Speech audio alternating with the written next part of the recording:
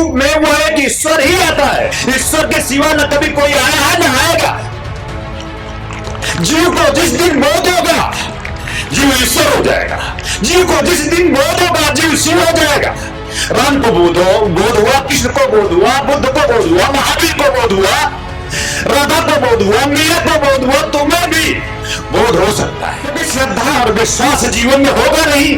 माई के प्रति, बाप के प्रति, भाई के प्रति, परिवार के प्रति, सगे संबंध के प्रति श्रद्धा और विश्वास न हो तो वो संबंध में सुख नहीं देते। मैं तुमसे मांगता ही सिर्फ यही हूं, जीवन की पूंजी है, जीवन का सुख है, जीवन का आनंद है, जीवन की शक्ति है, जीवन की भक्ति है, श्रद्धा और विश्वास है। मरुदगढ़ कुबेर है, लक्ष्मी है, काली है, छिन्नमस्ता है, बंगलामुखी है, राम है, कृष्ण है, बुद्ध है, महावीर है, सब है, परमात्मा है ही, फिर भी हम दुखी है। बीमार देखता है, खांसता, छींकता, हाफता, एक वृद्ध देखता है और वो एहसास करता है, अरे ये है कौन? देखा ही नहीं था कभी। एक बूढ़ा आदमी बुद्ध ने नहीं देखा था। एक खांसता, छींकता, हाफता, रोगों से जर्जर एक वृद्ध बुद्ध ने देखा नहीं था। और आप तो रोज देखते हो। बुद्ध स्मृति में है, आप विस्मृति में हो। बुद्ध ब्रह्म में है, यानी उसकी पुकार है, उसकी चाह है ब्रह्म की। नहीं नहीं नहीं, मुझे दुख से मुक्त होना है, मुझे इस हाकने से, छींकने से, हापने से मुक्त होना है। ये कोई जीवन है? ऐसा जीवन होता है? रोगों से जर्जर, मुझे ऐसा नहीं चाहिए। सारथी से पूछते हैं, कौन? महाराज ये वृद्ध है। क्यों? बाप ने व्यवस्था कर रखी थी कि ये बूढ़ा ना देखे, नगर के बाहर जाए ना। यानी बाप संसार चाहता है, संसार की व्यवस्था चाहता है, राजपाट चाहता है, और उसे इस मार्ग पर जाने से रोकने के लिए सारे जतन कर देता है। और तुम्हारे सामने भी तुम्हारे बाप ने जतन कर दिया है पूरी तरह से। जब तुम्हारा जन्म इस संसार में होता है, जब तुम इस सृष्टि में आते हो देहगत होकर, तुम यद्यपि होते तो वही हो। कौन आता है? कौन आता है? मुर्दा जन्म लेता है? कौन आता है? आने वाला है कौन? वही एक जीव के रूप में वह एक ईश्वर ही। स्वीकार कर लो ना, जीव के रूप में वह एक ईश्वर ही आता है। ईश्वर के सिवा न कभी कोई आया है न आएगा।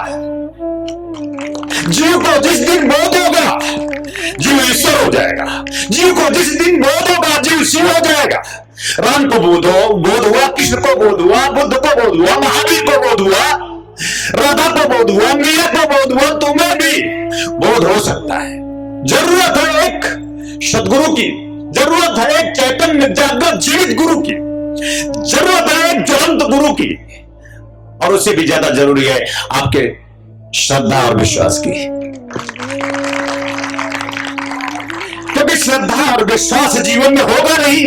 माई के प्रति, बाप के प्रति, भाई के प्रति, परिवार के प्रति, सगे संबंध के प्रति श्रद्धा और विश्वास न हो तो वो संबंध में सुख नहीं देते।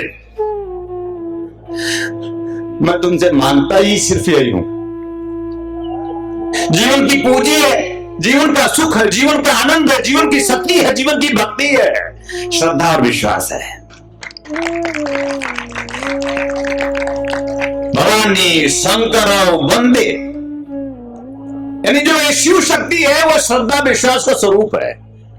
अगर तुम सचमुच आनंद के अधिकारी हो और आनंद प्राप्त कर लेना चाहते हो, ध्यान रखना शब्दों पे, आनंद के अधिकारी हो एकमात्र तुम, दुखी हो, चिंतित हो, परेशान हो, जर्जर हो, रोगों से ग्रस्त हो, कुछ भी प्राप्त कर लेते हो, तुम चिंता तुम्हारी जाती नहीं है, अभाव तुम्हारा जाता नहीं है, दीनता, मन की मलिनता तुम्हारा समाप्त होता नहीं है।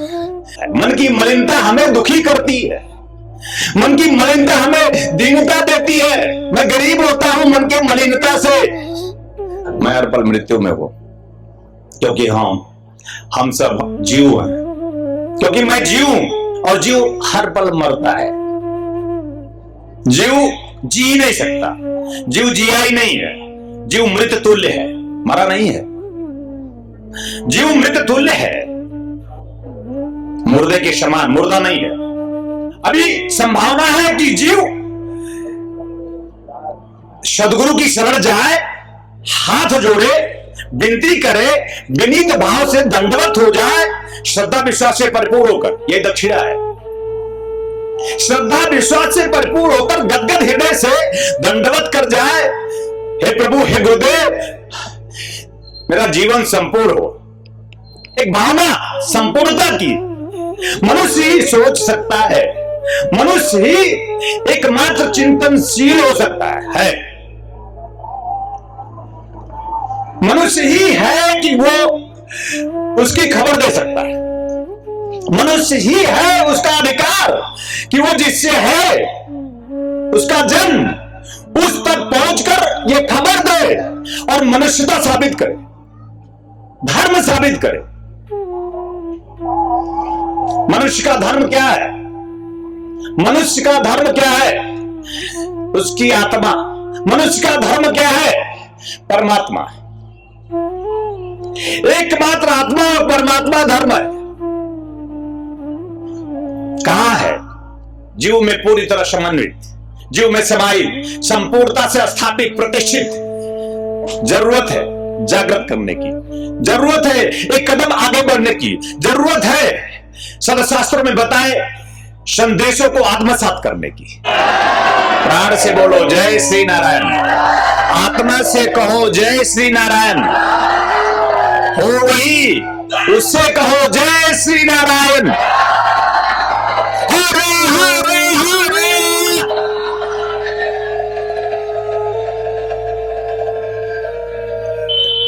हमारा जन्म हो जाता है पीड़ा में। जब से जन्मा हूं तब से पीड़ित हूं।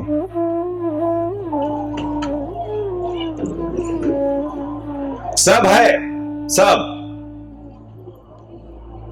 मां है, बाप है, बंधु है, सखा है, मित्र है, यार है, धन है, दौलत है,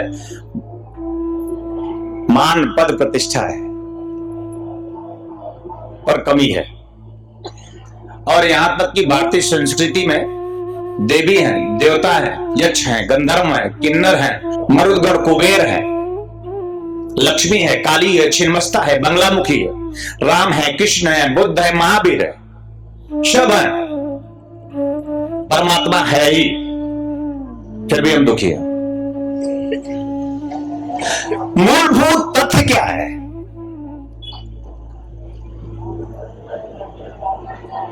हम क्यों दुखी हैं? कारण कौन है? हम।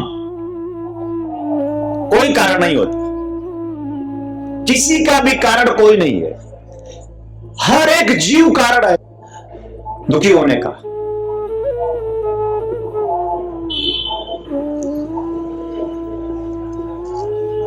क्योंकि वो जिससे है उसको भूल गया है, क्योंकि वो जिससे है उसकी चाह में नहीं है, क्योंकि जिससे है उसकी आह में नहीं है।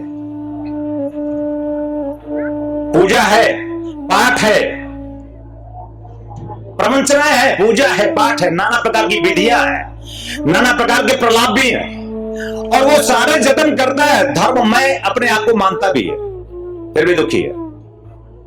मूलभूत बुनियादी भूल।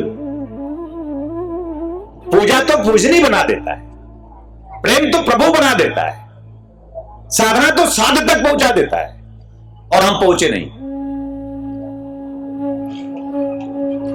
10 साल के हो गए, 15 साल के हो गए, और जैसे जैसे बढ़ते गए, चिंता बढ़ती गई, परेशानी बढ़ती गई, रोग बढ़ता गया, मन की मलिनता भी बढ़ती गई। समय विशेष में मन मलिन हो गया, और हमारा पूरा जीवन तन और मन ही बन गया। तन की जो जरूरतें हैं उसकी प्राप्ति के लिए मेरा जीवन, लक्ष्य एकमात्र तन, लक्ष्य एकमात्र मन। जो तन ने चाहा उसको देने की पूरी कोशिश, और जो मन ने चाहा उसको प्राप्त करने की पूरी कोशिश, और उसी को प्राप्त करते हुए अंततः दुखी होते हुए। कहीं सुख नहीं है अभी भी। मैंने कल कहा था, धन नहीं था जब मेरा जन्म हुआ था, बड़ा धन आया, और बड़ा और धन आया, पर हमारा अभाव नहीं गया और ये धन बढ़ता जाएगा, बढ़ता ही जाएगा। काल विशेष में ये धन से हम आच्छादित हो जाते हैं। हमारे चारों तरफ धन ही धन होता है। माता धन, पिता धन, पुत्र धन, पुत्री धन, पति धन, पत्नी धन, धन धन धन, पौत्र धन, सब धन ही तो है। भूमि धन, भवन धन, लक्ष्मी, धन धन। फिर भी हम धनी नहीं हुए।